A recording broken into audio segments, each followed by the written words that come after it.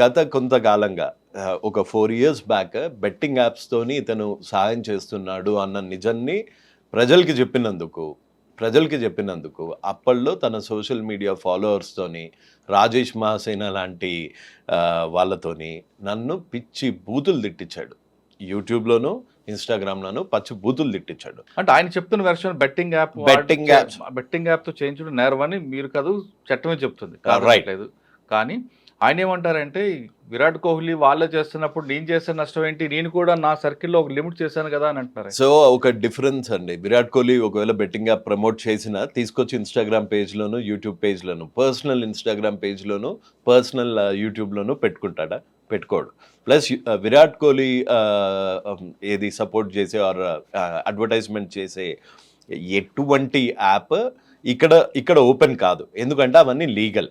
ఇతను చేసే యాప్స్ మటుకు అంత పత్తాపారం. కురుసాబో అనే కంట్రీలో ఈ యాప్స్ అన్ని రిజిస్టర్ అయ్యాయి, ఇల్లీగల్గా ఇక్కడికి వస్తాయి. ఆ లింక్ తీసుకొచ్చి అది ఆడటం వల్ల మీకు లక్షలు బెనిఫిట్ వస్తాయి అని ఒక పేదవాడి దగ్గరికి వరకు తీసుకెళ్లే ఒక cyber terrorist is Harsha Sai. Okay, మీరు అన్నాడు ఆరోపణ చేస్తున్నారు, రైట్. ఆయన ఏమంటారంటే దానికి నేను కాకపోతే ఇంకొకరు చేస్తారు, అంటే ఇంకొకటి మర్డర్ చేస్తాడు, ఇంకొకటి చేస్తాడు కాబట్టి నేను నా సర్కిల్ వరకే దీనికి ఒక బౌండరీ చేస్తాను అంటాడు ఆయన. అతని సర్కిల్ పెద్దది కదండి. అతనికి ఆల్మోస్ట్ 14 మిలియన్ ప్లస్ సబ్స్క్రైబర్స్ ఉన్నారు. అంటే 1,40,00,000 అందులో మెజారిటీ పూర్ విలేజర్స్. ఎవరైతే అమాయకులు, ట్రైబల్ పీపుల్ ఎవరైతే అమాయకులు అక్కడే తన వీడియోలు ఉంటాయి, కానీ సిటీస్లో ఉండవు. ఎందుకంటే సిటీస్లో ఇతన్ని చూస్తే దొంగ అన్నది క్లియర్ అయిపోతుంది. అట్లీస్ట్ 10th క్లాస్ అన్నా, ఇంటర్మీడియట్ అన్నా చదువుకున్న వాడికైతే ఇతన్ని చూస్తే ఈ హర్ష సాయి అనేవాడు దొంగ, నీకు ఈ ట్రాన్స్ఫర్లు వచ్చిన ఈ రోజుల్లో డబ్బులు కట్టల్లాగా పట్టుకొని వెంట్రుక తీసినందుకు కట్టలు ఇవ్వాలి, దాన్ని వీడియో చేయాలి, దాని వెనకాల ఒక బ్యాక్గ్రౌండ్ మ్యూజిక్ పెట్టాలి, మేఘం ఉరిమింది, వర్షం కురిసింది, ఇవన్నీ చేస్తాడు, ఇవన్నీ చెయ్యాలి. ఇంత డ్రమటైజ్ చేస్తే బేసిక్ చదువుకున్న వాడికి ఎవరికైనా, అంటే ఒకళ్ళకి తప్ప, అది మన తాడికొండ చిరంజీవి గారికి తప్ప ప్రతి ఒక్కరికి ఇతను number 1 polished cold blooded criminal అన్నది అర్థమైపోతుంది. అండ్ ఇవాళ వచ్చిన ఇష్యూ ఏంటి, ఇవాళ ఒకవేళ ఆయన డబ్బులు మీరు గ్యాంబ్లింగ్ చేసి తీసుకొచ్చాడు బెట్టింగ్ యాప్లతో అనుకుందాం, వచ్చిందా డబ్బుల్ని పేదవాళ్ళు పంచుతున్నాడు కదా మీకు. ఇప్పుడు నేను మర్డర్ చేసి వచ్చి పేదవాళ్ళకి చంపుతూ వీడియోలు చేస్తా, నేను చేసిన తప్పు ఒప్పు అయిపోతుందా? కాదు. సో అంతే, డ్రగ్స్ అమ్మిన డబ్బులతో సాయం చేస్తే అది సాయం అనిపించుకుంటుందా? ప్లస్ ఇంకొకటి ఏంటి, జనాలు ఎవరన్నా ఇప్పుడు వీరప్పన్ లాంటి వాళ్ళు కూడా ఎంతో కొంత ఎవరికో ఒకరికి పేదవాళ్ళకి హెల్ప్ చేశారు. ఇతను చేసేది ఏంటి, ఇతను చేసే తప్పే. ఇతను ఒక తప్పు చేయడానికి గురించి మంచి పని చేసినట్టు యాక్ట్ చేస్తున్నాడు మాత్రమే. అతన్ని చూడండి, అతని బ్యాంక్ స్టేట్మెంట్ తీయండి, నేను మీకు పంపించిన ఇన్వాయిస్ తీయండి. 30 సెకండ్లకి ₹1,00,00,000 తీసుకునే హర్ష సాయి ఎంత సేవ చేస్తాడు.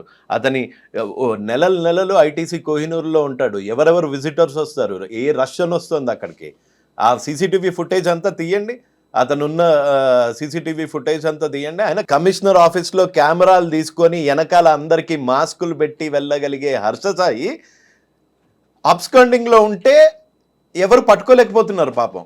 అబ్స్కాండింగ్ మీరు అంటున్నారు, కానీ వాళ్ళ మనుషులు మాత్రం ఖచ్చితంగా ప్రజల మధ్య ఉన్నాడు, అవసరమైనప్పుడు పొల్యూషన్కి వస్తాడు. అసలు ఒక కంప్లైంట్, ఎఫ్ఐఆర్, ఒక రేప్ చేసిన అక్యూజ్డ్ ప్రజల మధ్యలో ఉంటే అతని గురించి ఆడియో లీకులు వస్తుంటాయి. అసలు ఆడియో లీకులు ఎట్లా వచ్చాయండి? ఆడియో లీకులు ఒక అమ్మాయి, అంటే రేపొద్దున వాళ్ళిద్దరు లేకపోతే ఇంకో అమ్మాయి, ఈ అమ్మాయే ఇంకొకళ్ళతోని కన్సెంట్తోని ప్రైవేట్ వీడియో ఉంటుంది. ఆ వీడియో వీళ్ళ టీం పంపించేస్తే ఓకేనా? అలా ఎంతమంది ఆడపిల్లల జీవితాలు ఉన్నాయి ఆ హార్డ్ డిస్క్లో. అంటే ఆయన చెప్తున్నట్లుగా అందులో అమ్మాయి అతనికి ప్రేమిస్తుంది, అదే ఆ అమ్మాయి అతన్ని ప్రేమిస్తుంది, ఆ అమ్మాయిని ప్రోత్సహించింది అనే విషయాన్ని చాలా క్లియర్ గా ఇతను ఎలా పసిగట్టాడు? ఇతను వేరే ఫోన్ తోని, వాట్సాప్ కాల్ రికార్డ్ కాదు కాబట్టి వేరే ఫోన్ తోని దాన్ని రికార్డ్ చేయాల్సినంత దిక్కుమాలిన బతుకెందుకు బతుకుతున్నాడు? అంటే ప్రపోజ్ చేసేటప్పటి నుంచే ఆ అమ్మాయి మీద అనుమానం ఉందా? నిన్ను నమ్మి నీతో సినిమా తీస్తాను అని వచ్చిన అమ్మాయి ఫోను నువ్వు ఫస్ట్ డే నుంచే రికార్డ్ చేస్తున్నావు, ట్యాప్ చేస్తున్నావు అంటే నువ్వెంత పెద్ద క్రిమినల్. నీ ఇంటెన్షనే రాంగ్. నువ్వు ఆ అమ్మాయిని ఇరికిద్దాము అని అనుకున్నావు కాబట్టి నీ దగ్గర ఇన్ని ప్రూఫ్స్ ఉన్నాయి. నువ్వు ఆ అమ్మాయిని వాడుకొని వదిలేద్దాము అని అనుకున్నాడు కాబట్టే ఆ అమ్మాయి ప్రతి కాలు రికార్డు చేసుకొని ఇప్పుడు నేను మిమ్మల్ని బెదిరిస్తున్నానండి, నేను మిమ్మల్ని బ్లాక్మెయిల్ చేయాలనుకుంటున్నాను.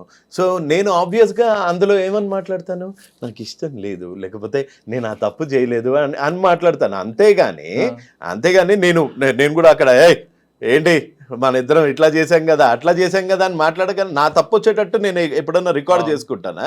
సో వాడి రికార్డింగ్స్ పట్టుకొని అదేదో పెద్ద ప్రూఫ్ అన్నట్టు చాలా మంది విర్రవీగుతున్నారు. అది ప్రూఫ్స్ కాదు, అది వాడు చేయాలనుకున్న తప్పు చేసేసాడు. ఆ అమ్మాయిని రేప్ చేయాలనుకున్నాడు, చేసేసాడు. ఆ అమ్మాయికి మత్తు మంది ఇచ్చి నూడుగా వీడియోలు తీయాలనుకున్నాడు, చేసేసాడు. సేఫ్ సైడ్లో ఏమి ఉండాలి, ఇతనికి అగేన్స్ట్గా ఏ సాక్ష్యం ఉండకూడదు, అందుకని రికార్డ్ చేసి పెట్టుకున్నాడు. అదే జరిగింది అనుకుందాం. మీరే ఒక్కసారి ఆలోచించండి సార్. లేదు, నేను మీ వైపే మాట్లాడుతున్నా. అది కరెక్ట్గా మీరు చెప్పింది వాల్యుబుల్ పాయింట్. ఆ అమ్మాయితో నిజంగా లవ్ అఫైర్ ఉంది అనుకుందాం, లేదా అమ్మాయి ప్రపోజల్ పంపింది అనుకుందాం, స్టార్టింగ్ ఫ్రమ్ ద బిగినింగ్ వచ్చినప్పుడు నిజంగా ఆయన ప్రేమికుడు కాదో అని ఉన్నప్పుడు సున్నితంగా తిరస్కరించవచ్చు, లేదంటే ఏదో ఇష్యూ చేయొచ్చు. అంటే కానీ అప్పటి నుంచి ఎవిడెన్స్ బిల్డప్ చేసుకున్నాడు అంటే కొంచెం నెగిటివ్ ఉంది మైండ్ సెట్ లో అర్థమవుతుంది. అసలు ఇదంతా ఈ అమ్మాయికి తెలియకుండా వాడి ట్రాప్ లో పడిపోయింది. రైట్ అండి, ట్రాప్ చేశాడు అమ్మాయి. రైట్, నేను ఆ అమ్మాయి వైపే ఇప్పటికీ మాట్లాడతా. కానీ ఇన్సిడెంట్ జరిగింది 2023లో, లాస్ట్ ఇయర్. మరి అప్పుడే కంప్లైంట్ ఇవ్వకుండా ఎందుకు 1 year వరకు ఆగిందా సార్? ఒక అమ్మాయికి అబ్బాయికి మధ్యలో రేప్ అయ్యిందా? వాళ్ళు ఏ టర్మ్స్లో ఉన్నారు? మంచి టర్మ్స్లో ఉన్నారా, చెడ్డ టర్మ్స్లో ఉన్నారా? ఇంకా బెదిరించలేదా? ఇప్పుడు జానీ మాస్టర్ గారి కేసులో చూసుకుంటే 4 ఏళ్ళకి వచ్చింది, ఇంకా 10 ఏళ్ళకి వచ్చిన కేసెస్ కూడా ఉండొచ్చు. అలా ఇక్కడ హర్ష సాయి అనే అతన్ని విక్టిమైజ్ చేయట్లేదు. ఒక క్రిమినల్ని అమ్మాయికి ధైర్యం లేకపోవచ్చు కదా. ఇప్పుడు మామూలుగా బెట్టింగ్ యాప్స్ మీద పోరాడుతున్న నా మీదే ఇన్ని కేసులు రిజిస్టర్ చేయించిన హర్ష సాయి ఎటువంటి ఇన్ఫ్లుయెన్స్ లేకుండా ఉన్నాడా? మీరే చూశారు. కమిషనర్ మనలాంటి మధ్యతరగతి వాళ్ళని కమిషనర్ని కలవటానికి, లేకపోతే కమిషనర్ గారి దగ్గర ఒక కంప్లైంట్ రిప్రజెంటేషన్కి వెళ్ళడానికి గేట్ బయట, ఆఫీస్ బయట ఒక స్టాంప్ వేసేసి పంపించేస్తారు. అలాంటిది ఓ కెమెరా పెట్టుకొని, ఓ సూటు బూటు వేసుకొని, బుడబుక్కలు అదోలాగా వెనకాల అందరిది మాస్కులు వేయించుకొని అంత దర్జాగా, దానికి బ్యాక్గ్రౌండ్ మ్యూజిక్ ఏదో కింగ్ వస్తున్నట్టు టా అనుకుంటూ లోపలికి వెళ్ళి ఆ దిశా దివ్యాంగ్ది పెట్టి వైజాగ్లో పెద్ద సభ పెట్టి అంతమంది. అసలు ఫస్ట్ ఆఫ్ ఆల్ ఇవన్నీ కాదు సార్, దిశా దివ్యాంగ సురక్ష బ్రాండ్ అంబాసిడర్ MOU అంటే మెమరాండం ఆఫ్ అండర్స్టాండింగ్ ఎందుకు రద్దు చేశారు? ఆ రద్దు చేసిన విషయం ఎందుకు బయట పెట్టలేదు? ఆ వీడియోలన్నీ ఎందుకు తీసేశాడు? అతని పేజ్లోనే కాదు, అతని ఫ్యాన్ పేజ్లో కూడా దిశా దివ్యాంగ్ సురక్ష. ఏం దిశా దివ్యాంగ సురక్ష ఎక్కడుంది? నువ్వు అసలు అది ఆ మెమరాండం ఆఫ్ అండర్స్టాండింగ్ ఎందుకు క్యాన్సిల్ అయ్యింది, ఇది క్యాన్సిల్ అయ్యింది అని కూడా చెప్పకుండా నువ్వు ఎందుకు తిరుగుతున్నావు? ఈయన దగ్గర నాకు తెలిసి కమిషనర్ గారిని కూడా మిస్లీడ్ చేసి ఉంటాడు. ఆయన ఆడియో కూడా ఏమన్నా పెట్టుకొని బ్లాక్మెయిల్ చేసినా చేస్తాడు. అంత పెద్ద బ్లాక్మెయిలర్ హర్ష సాయి. అంటే వైజాగ్ లో కమిషనర్ గారితో MOU అంది క్యాన్సిల్ అయింది. అయితే ఈయన బ్యాక్గ్రౌండ్ తెలిసి ఆయన ఏమైనా క్యాన్సిల్ చేస్తుండొచ్చు కదా. ఇతని బ్యాక్గ్రౌండ్ తెలిసి ఆయన క్యాన్సిల్ చేసి ఉండొచ్చు డెఫినెట్ గా. ఇతని బ్యాక్గ్రౌండ్ తెలిసి, ఎవరన్నా ఇతని బ్యాక్గ్రౌండ్ తెలిస్తే ఇతనికి జనాల్లో ఆదరణ తగ్గిపోతుంది. He is a serial offender, he is a rapist, he is a womanizer, he is a cheat, he is a criminal. లేకపోతే ఈ క్రిమినల్ ఐడియాస్ రావు. డబ్బులు పంచుతున్నట్టు చేసి వీడియోలు పెట్టడము, ఆ డబ్బులు సహాయం చేస్తున్నట్టు వీడియోలు పెట్టి దాని చాటున బెట్టింగ్ యాప్స్ని ప్రమోట్ చేయడము. He is a serial criminal, ఒక సైకోపాత్. ఇంకొక మేజర్ ఎవిడెన్స్ చూడండి. ఒక యాక్ట్ని ఆయన తరఫున ఇప్పుడు ఎవరో చిరంజీవి గారంట ఎవరో అడ్వకేట్ వచ్చారు. ఆయన అసలు వకాలత్ ఏం చూసి తీసుకున్నారో తెలియదు. ఇక్కడ ఇది తెలంగాణ గేమింగ్ యాక్ట్. ఈ తెలంగాణ గేమింగ్ యాక్ట్లో కంప్లీట్లీ ఎరాడికేట్ 5.7 ప్రకారం 5.7 ప్రకారము కంప్లీట్లీ ఎరాడికేట్ చేసింది. ఇది తప్పు కంప్లీట్లీ ఎరాడికేట్ చేసింది the మినస్ of gambling due to it's is and access to the access and wide solicitation. Several people, the youth in particular, are being addicted to online gaming when played for stakes, etc. And police can apprehend with or without warrant. So ఇది తెలిసి రవిశంకర్ అయ్యన్నార్ గారు కూడా తను disown చేసుకొని ఉండొచ్చు, memorandum of అండర్స్టాండింగ్ని ఎంఓయూని రద్దు చేసుకొని ఉండొచ్చు. ఇట్లాంటి విషయాలు బయట పెట్టడు. ఎందుకు? నా వెనక వాళ్ళున్నారు, వీళ్ళున్నారు, ఈ పొలిటీషియన్స్ ఉన్నారు, ఆ పొలిటీషియన్స్ ఉన్నారు. ఎవరున్నారండి ఆయన వెనక? పొలిటీషియన్స్ ఉన్నారు, ఇవన్నీ క్లెయిమ్ చేసుకుంటాడు అతను. అంటే ఆయన చెప్పుకోవడానికి 100 చెప్పుకోవచ్చు, కానీ ఎవరు ఆయనకి సపోర్ట్గా రావట్లేదు. నాకు తెలిసి ఈ ఇన్సిడెంట్ తర్వాత నా నమ్మకం ఏంటి అంటే, ఎంత పెద్ద ఇన్ఫ్లుయెన్స్ ఉన్నా ప్రతి ఒక్కళ్ళు హర్ష సాయి అనే అతన్ని డిజోన్ చేసుకుంటారు. డిజోన్ చేసుకునే మూమెంట్ వచ్చేసింది. సో అందుకని ఇంకా తప్పించుకోలేడు. కానీ ఇప్పుడు మీరు చెప్తుంది అదొక ఆరోపణ ఉంది కదా చెప్తున్నారు. ఇప్పుడు ఇంత జరిగింది, నార్సింగ్ పొల్యూషన్ రేప్ కేసు జరిగిన తర్వాత కూడా ఆయన ఫాలోవర్స్ ఎవరు కూడా నమ్మట్లేదే. ఇది ఒక చిన్న పిక్చర్ అండి. అతని ఫాలోవర్స్ ఇంకా అతను ఇస్తున్న మత్తు మందులో ఉన్నాడు. ఈ ఆడియో రికార్డులు ఇవేవి కోర్టులో అడ్మిసిబుల్ ఎవిడెన్స్ లాగా ఉండవు. సో ఈ వాయిస్ రికార్డులు, ఈ పత్తాపారము యూట్యూబ్ వ్యూస్కి మటుకు సరిపోతుంది. కానీ ఒక్కసారి కోర్టు జడ్జి గారు చూశారు అంటే మటుకు డెఫినెట్గా ఇతనికి శిక్ష పడటం ఖాయం, ఇతను జైలుకి వెళ్ళటం ఖాయం. అండ్ బెట్టింగ్ యాప్స్లో ఇతని బ్యాంక్ అకౌంట్స్ అన్నీ ప్రోబ్ అయ్యి, ఈడీలో ప్రోబ్ అయ్యి, ఇతను చేసిన పత్తాపారము, ఇతని వెనకాలన్న పొలిటీషియన్స్ ప్రతి ఒక్కళ్ళు రోడ్డు మీదకి రావటం 100% అవుతుంది. ఇంకో చెప్పండి, అతని దగ్గర సాయానికి వెళ్ళిన ఒక అమ్మాయిని ఎట్లా మాట్లాడాడు అన్నది మీకు ఒక ప్లే చేసి వినిపిస్తాను. వాడు బ్రోకర్ నా కొడుకు సార్, నిజంగానే వాళ్ళు చీప్ గా మాట్లాడతాడు సార్. వాడు లేడీస్ కి కొంచెం కూడా రెస్పెక్ట్ అనేది లేదు సార్ వాడి దగ్గర. అంటే మీరు ఆ అమ్మాయి చెప్తున్నట్లు ఆరోపణలో నిజమే ఉండొచ్చు, కానీ ఇంకొక పార్ట్ తీసుకుంటే. ఒక్క నిమిషం. నా పేరు వచ్చి గులాబ్ జాన్ అండి. వీడియోస్ అన్ని చూసి పూర్ పీపుల్స్ కి హెల్ప్ చేస్తున్నారని నేను, మా అక్క, మేమందరము ఆర్కే బీచ్కి వెళ్ళాము. అప్పుడు నా ప్రాబ్లం చాలా పెద్దదిగా ఉండింది. నాకు మైండ్ అనేది పని చేయదండి. హెల్ప్ చేస్తాడు అని ఆశపడి వెళ్ళిన అమ్మాయిని ఎంత ఘోరంగా తిట్టాడు.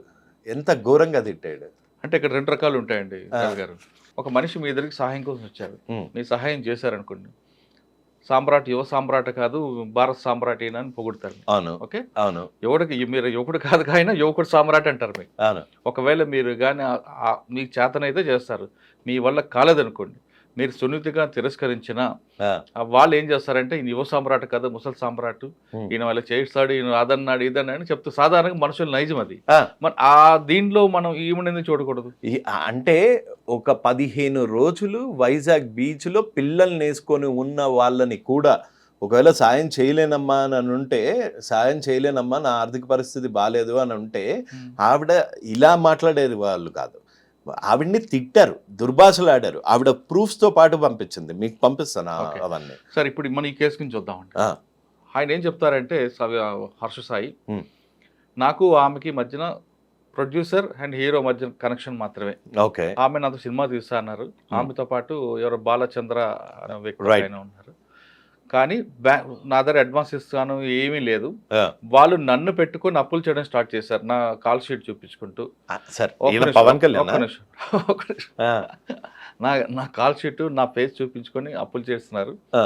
ఆ విషయం నాకు వేరేదో తెలిసిన తర్వాత బ్యాంక్ స్టేట్మెంట్ తీసుకురండి మీది, మీకున్న ఎసెట్ చూపించండి, ఫస్ట్ సినిమా కాబట్టి మధ్యలో ఆగిపోతే నేను బాధపడాల్సి వస్తుంది అని అడిగిన దగ్గర నుండి వాళ్ళిద్దరూ ఈ విధంగా నన్ను బ్లేమ్ చేస్తూ తిరుగుతున్నారు అంటారు. వీని ముఖం సార్, వీనికి యాక్టింగ్ రాదు, పాట రాదు, ఎయిడ్స్ పేషెంట్ లాగా మాట్లాడతాడు, ఇన్ని పెట్టి అంట 2 కోట్లు అడ్వాన్స్ ఇచ్చిర్రంట. వాళ్ళకి బేసిక్ సినిమా మీద నాలెడ్జ్ లేదు. ఒక స్టోరీ, ఈడే డైరెక్టరు, ఈడే మ్యూజిషియను, ఈడే హీరోయిన్ కూడా ఈయనే చేయమనండి. అదేదో భాస్కర్ అవార్డు లాగా హర్ష కసాయి అవార్డ్స్ అని వీడికే ఇప్పిద్దాము.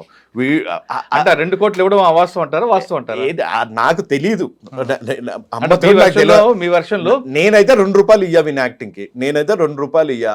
ఎయిడ్స్ పేషెంట్ లాగా కింద వండుకుంటాడు, లేస్తాడు. నిజంగా చావు అంటే మనిషి చచ్చినప్పుడే తెలుస్తుంది అంటే, అరే అది యాక్టింగా? చావు అన్నది మనిషి చచ్చినప్పుడే తెలుస్తుంది. దానికి నువ్వేమన్నా గలీలియో లాగా యురేకా అనుకుంటా బయటకు వచ్చి చెప్పడానికి అందులో ఏముందిరా భయ్ అది. ఆ టీజర్ని కూడా కొంతమంది వావ్ సూపర్ అంటే వాళ్ళ కళ్ళు లేవు. సరే చూసేవాడి థంబ్నెయిల్స్ ఎట్లుంటాయంటే ఒక్క సినిమాతో ప్రభాస్, పవన్ కళ్యాణ్, రామ్ చరణ్, ఎన్టీఆర్కి అందరికీ చెమటలు పట్టించిండట.